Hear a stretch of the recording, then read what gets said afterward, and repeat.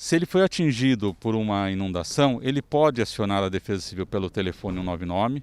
Uma equipe vai ao local, vai verificar as condições dos danos que foram causados e vai encaminhar para as diversas secretarias municipais, a assistência social, a própria saúde, porque às vezes você tem problemas de saúde pública, e a própria questão da necessidade de uma interdição do imóvel ou não. É muito importante que ele acione 199.